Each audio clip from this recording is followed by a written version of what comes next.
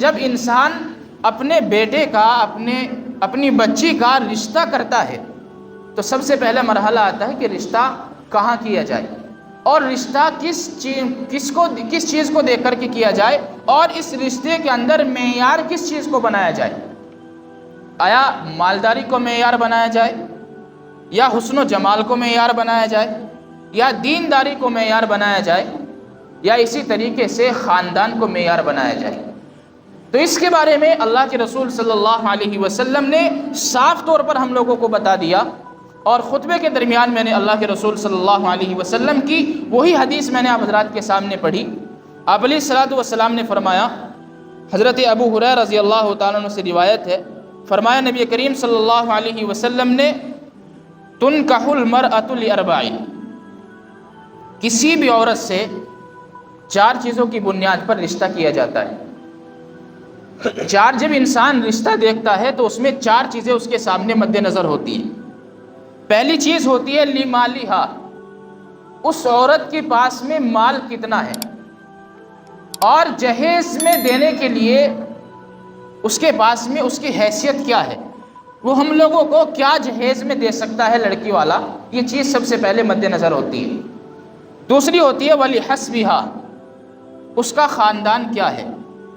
اس کا کس خاندان سے اس کا تعلق ہے، کیا آیا وہ ہمارے خاندان کے ساتھ اس کا کفو ملتا ہے یا نہیں ملتا، وہ ہمارے خاندان سے، ہمارے رشتہ داری سے، اور اسی طریقے سے ہماری برادری سے ہے یا نہیں، اس چیز کو دیکھ کر کے شادی کی جاتی ہے۔ تیسری چیز جس کو دیکھ کر کے شادی کی جاتی ہے ولی جمالہا، لڑکی کا حسن و جمال اور اس کی خوبصورتی دیکھ کر کے شادی کی جاتی ہے۔ اور چوتھی چیز اللہ کے رسول صلی اللہ علیہ وسلم نے فرمائی ولی دینہا، اور چوتھی چیز دیکھ کر لڑکی کی جو شادی کی جاتی ہے وہ اس کا دین ہوتا ہے اور اس کا ایمان ہوتا ہے۔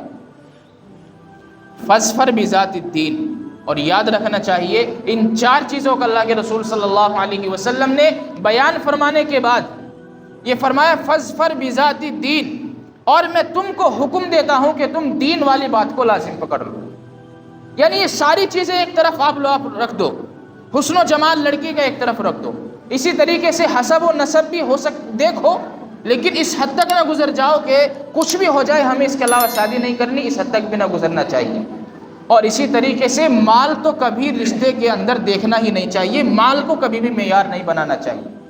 آپ علیہ الصلوۃ والسلام نے فرمایا ان تینوں چیزوں کو سائیڈ میں رکھو، اگر تمہیں دیکھنا ہے تو ایک چیز دیکھو، اور وہ ہے اس لڑکی کا دین کے ساتھ میں کیا تعلق ہے، شریعت اسلامیہ کے ساتھ میں اس کا کتنا تعلق ہے، اس چیز کو رشتے کا معیار اور رشتے کی بنیاد بنانا چاہیے۔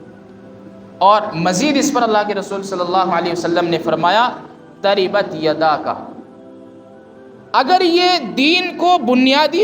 نہیں بناتا، اگر انسان رشتے کے اندر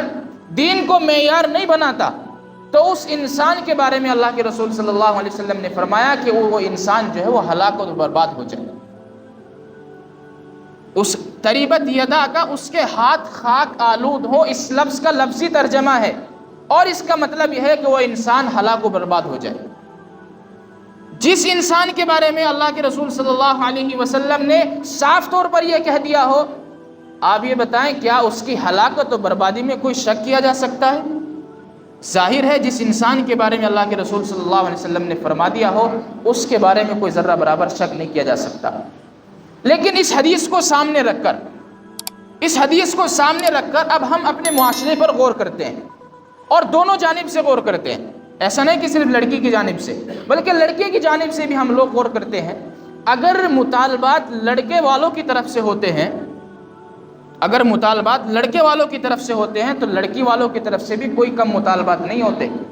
اگر اس میں لڑکے والا قصوروار ہوتا ہے اور لڑکے والا یہ چاہتا ہے کہ میں جس لڑکی سے اپنے بیٹے کا نکاح کروں، رشتہ کروں، وہ مالدار ہونی چاہیے اور مجھے جہیز میں بہت سارا مال مجھے حاصل ہونا چاہیے، حسن و جمال کی مالک ہونی چاہیے، حسب و نسب کی مالک ہونی چاہیے،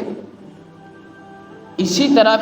لڑکی والا بھی یہ سوچتا ہے کہ میری بیٹی جس گھر کے اندر بیاہ کر کے جائے وہ اس دنیا کا سب سے بڑا مالدار ہونا چاہیے۔ ابھی بتائیں کیا لڑکی والا یہ نہیں کہتا، کیا لڑکی والا یہ تلاش نہیں کرتا کہ جس لڑکے سے میری بیٹی کا رشتہ ہونے والا ہے وہ لڑکا کرتا کیا ہے، وہ کون سی نوکری کرتا ہے، کتنے پیسے کماتا ہے اور کہاں سے کماتا ہے، کیا میری لڑکی کو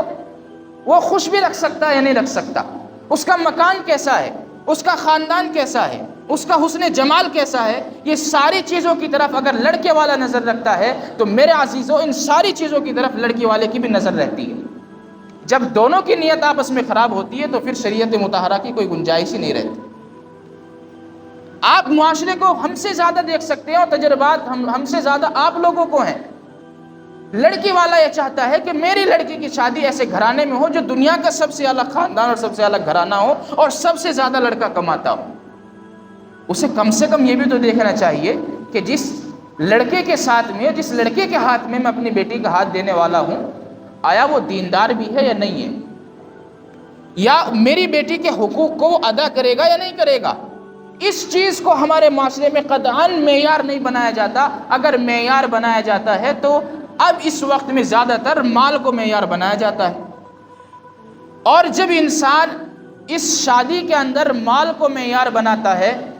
تو اللہ کے رسول صلی اللہ علیہ وسلم نے اس شادی کے اندر برکت کا کوئی وعدہ نہیں کیا ہے۔ آپ علیہ الصلوۃ والسلام نے فرمایا، حضرت عائشہ رضی اللہ تعالیٰ عنہ سے روایت ہے،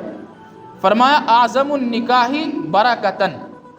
کہ سب سے زیادہ بابرکت نکاح، سب سے زیادہ برکت والا نکاح اگر کوئی ہے